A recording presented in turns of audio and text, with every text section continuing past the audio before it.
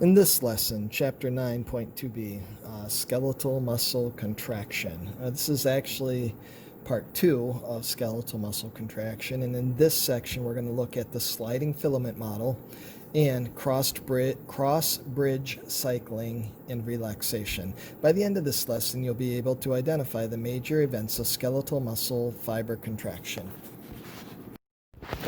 The sliding filament model of muscle contraction. The sarcomere is considered the fundamental unit of skeletal muscles because contraction of an entire skeletal muscle can be described in terms of the shortening of the sarcomeres of its muscle fibers.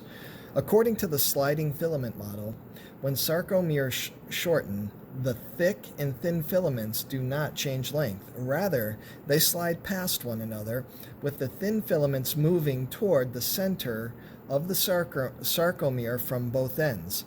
As this occurs, the H zones and I bands narrow. The regions of overlap widen, and the Z lines move closer together, shortening the sarcomere.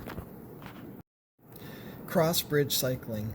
The force that shortens the sarcomeres comes from cross-bridges pulling on the thin filaments. A myosin head can attach to an actin binding site, forming a cross-bridge and bending slightly, pulling on the actin filament.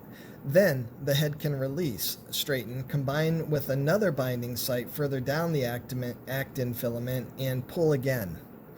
The myosin heads contain the enzymes ATPase, which catalyzes the breakdown of ATP to ADP and phosphate.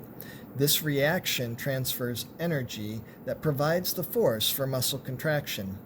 Breakdown of ATP puts the myosin head in a cocked position. When a muscle is stimulated to contract, a cocked myosin head attaches to actin, forming a cross bridge that pulls the actin filament toward the center of the sarcomere. This movement causes a greater overlap of the actin and myosin filaments, shortens the sarcomere, and thus shortens the muscle. When another ATP binds, the myosin head first detaches from the actin binding site, then breaks down the ATP to return to the cocked position.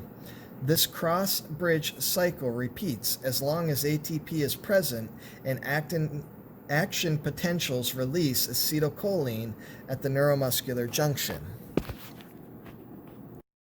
Relaxation. When nervous stimulation of the muscle fibers ceases, when action potentials no longer reach the axon terminal, two events relax the muscle fiber. First, an enzyme called acetylcholinesterase rapidly decomposes acetylcholine remaining in the synaptic cleft. This enzyme, which is in the synaptic cleft and on the membrane of the motor end plate, prevents a single action potential from continuously stimulating a muscle fiber. Second, when acetylcholinase breaks down, the stimulus to the membranes of the muscle fiber ceases. The calcium pump, which requires ATP, quickly moves calcium ions back into the sarcoplasmic reticulum, decreasing the calcium ion concentration of the cytosol.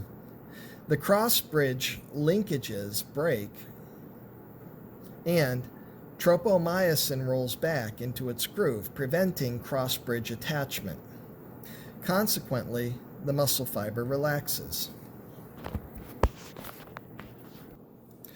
It is important to remember that ATP is necessary for both muscle contraction and for muscle relaxation. The trigger for contraction is the increase in cytosolic calcium in response to stimulation by acetylcholinase from a motor neuron. A few hours after death, the skeletal muscles partially contract, fixing the joints. This condition, called rigor mortis, may continue for 72 hours or more. It results from an increase in membrane permeability to calcium ions, which promotes cross-bridge formation, and the absence of ATP in the muscle fibers, which prevents myosin release from actin. Thus, the actin and myosin filaments of the muscle fibers remain linked until the proteins begin to decompose.